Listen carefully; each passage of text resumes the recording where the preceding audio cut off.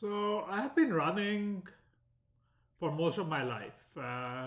Before I used to play soccer, and then when I stopped playing soccer, mainly because I did not have the opportunity to play anymore, I started running. And if I do not run for a few weeks, I start losing my feeling of wellness. So it is a very important part of my life. About 5 years ago, I went to the doctor with a knee pain, and he said I'd lost a lot of my cartilage. So he kind of drilled holes uh, in my bones, and like apparently, they fill up with blood, and then they will turn into cartilage or something. But anyway, so I have been again running, and my running is different from other runners, most runners. Okay. Now, when I was younger, I used to run a mile, but now my routine is I walk about an eighth of a mile. I start out like just to kind of not like start running with cold muscles. So I walk for about eighth of a mile. Then I jog for about an eighth. Then I sprint. Okay, I run as fast as I can for about a sixteenth of a mile. Then again, I walk for about an eighth of a mile.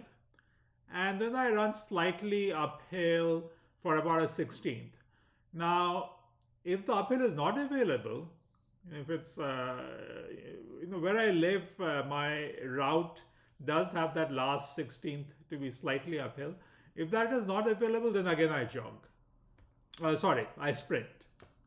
So that's pretty much my routine. It takes me about 6 to 7 minutes to do this whole route. So the total amount I run is about a fourth of a mile. And most runners would consider that to be too little.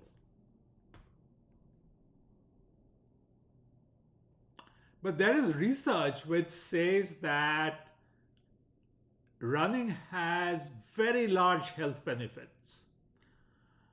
Okay, and it says that those health benefits are there even for those who don't run a whole lot.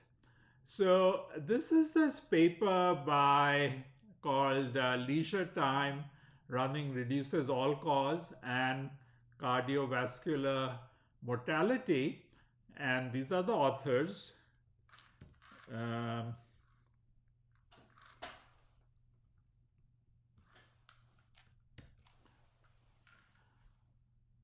And this is actually available on the internet. Here is what they have to say. So they examined the association of running with an all-cause and cardiovascular mortality rate in 55,137 adults. So it's a very large study, and you can have faith in their conclusions. 18 to 100 years old, and the mean age was 44 years old. And like they followed up after 15 years, about 3,000 of them, 3,400 died, and of which like about 1,200 were cardiovascular deaths. Now, approximately 44% of the adults participated in running. So of these 55,000 adults, about 24%, let's say about one-fourth, 14,000, about 14,000 were runners. Now, compared to non-runners, these 14,000 adults had a 30% and 45% lower adjusted risk of all cause, not just heart benefits, but all cause and cardiovascular mortality.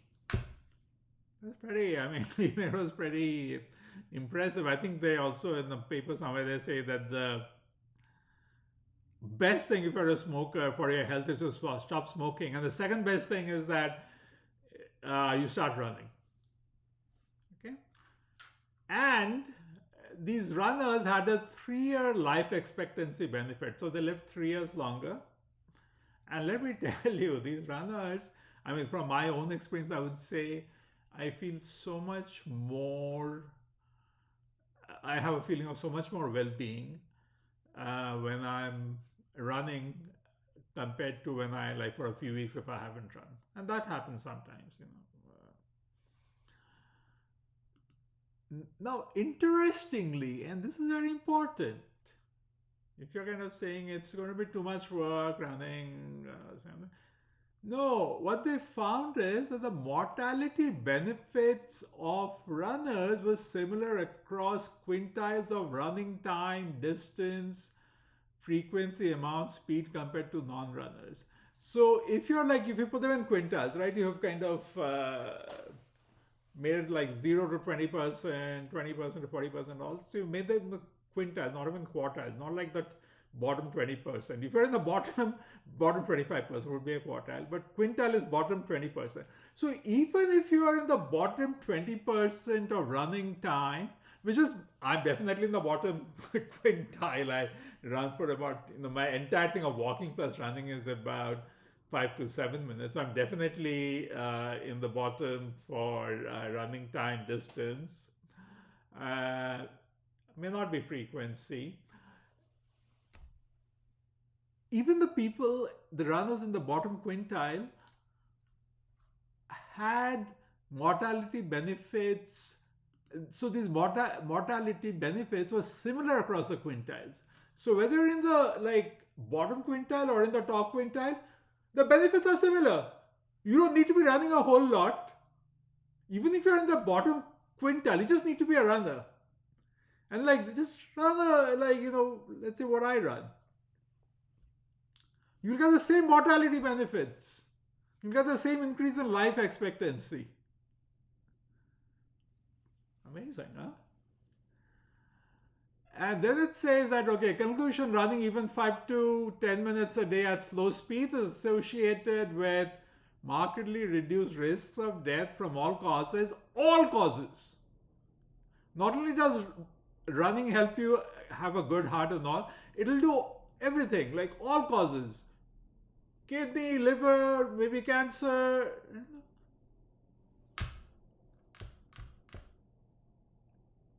Amazing, huh?